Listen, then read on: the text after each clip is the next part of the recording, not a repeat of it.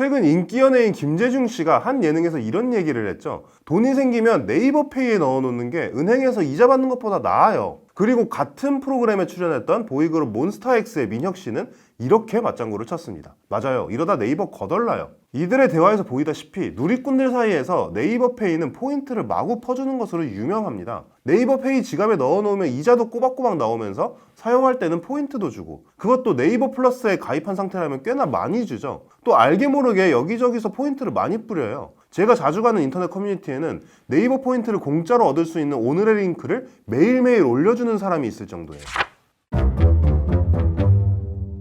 이렇게 말하니까 꼭 네이버페이 광고 같은데 그런 건 아니고요. 오히려 기업 입장에서 생각해 본다면, 아니면 네이버 주주 입장에서 생각해 본다면 이런 생각이 들지 않을까요? 도대체 이 사업은 네이버에게 돈이 되는 사업은 맞는 건가? 마치 아까 처음 얘기해서 민혁 씨의 이야기처럼요. 실제로 네이버의 IR 자료를 분석해 보면 네이버페이가 포함된 핀테크 사업에서 적자가 나는 수준은 아니긴 해요. 하지만 이익이 많이 난다고 보기도 힘들죠. 네이버는 핀테크 사업 부문에서 2022년에 매출 1조 3,279억 원을 냈는데 이 부문의 영업이익은 960억 원에 불과해요. 영업이익률로 따지면 한 7.2% 정도 되죠.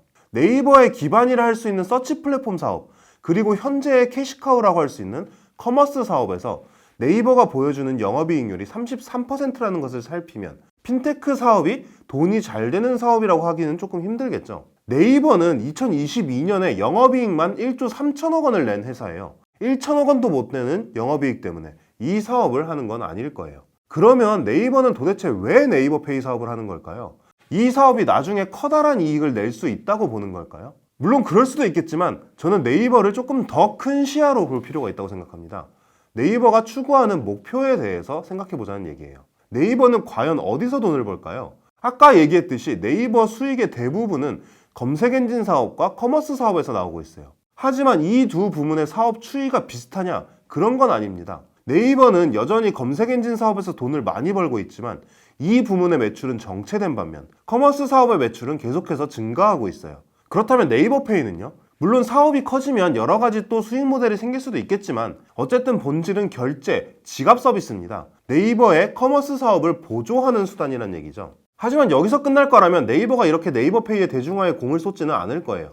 네이버 쇼핑에서 뭔가를 사는 사람들이 당연히 네이버페이로 사면 좋기야 하겠지만 뭐 다른 간편결제 플랫폼을 쓴다고 해서 엄청난 타격은 아니잖아요. 수수료야 좀 아깝긴 하겠지만요. 그렇다면 과연 네이버가 네이버페이를 통해 달성하려는 목표는 뭘까요? 삼성은 사람들이 삼성 스마트폰을 쓰는 이유를 하나라도 더 늘리기 위해서 삼성페이 서비스를 제공하고 있습니다.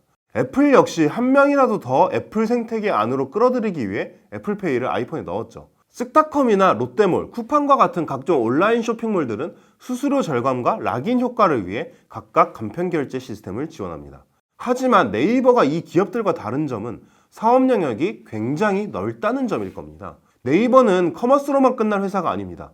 현재는 콘텐츠 사업이 무서운 속도로 성장하고 있고요. 클로버나 서치GPT 같은 인공지능 기술도, 클라우드 서비스도 제공하는 기술 기업으로서의 면모도 꿈꾸고 있어요. 네이버 페이 포인트는 일종의 화폐죠.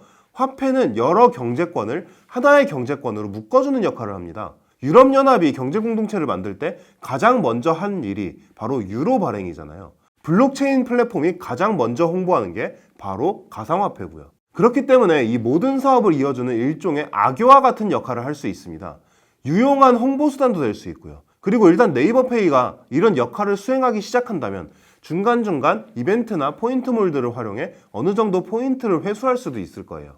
예를 들어 특정 웹툰을 감상하면 네이버페이 포인트를 제공한다는 등의 이벤트로 웹툰을 보게 한 다음에 다음 이야기를 보기 위해 최신 연재분을 감상하려면 네이버페이 포인트로 쿠키를 구워야 되고, 적립한 포인트를 사용하기 위해 같은 물건을 살 때도 쿠팡이 아니라 네이버에서 사게 되고, 포인트가 애매하게 남아서 서치GPT의 유료 서비스도 한번 체험해보고, 뭐 이렇게 충분히 될 수 있겠죠.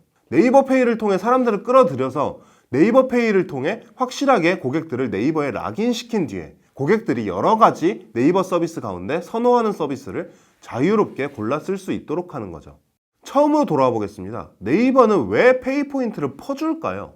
대답은 간단합니다. 퍼줘서 네이버가 입게 되는 손해보다 퍼줌으로써 사람들을 웹툰으로, 웹소설로, 네이버 쇼핑으로, 클로바로 끌어들여서 얻는 이익이 훨씬 크다고 생각했기 때문일 겁니다. 그리고 그 이익은 네이버의 사업 영역이 확장되면 확장될수록 더욱 커질 거고요. 과연 10년 뒤에는 우리가 어느 영역에까지 네이버 페이 포인트를 쓰고 있을지 굉장히 궁금해집니다.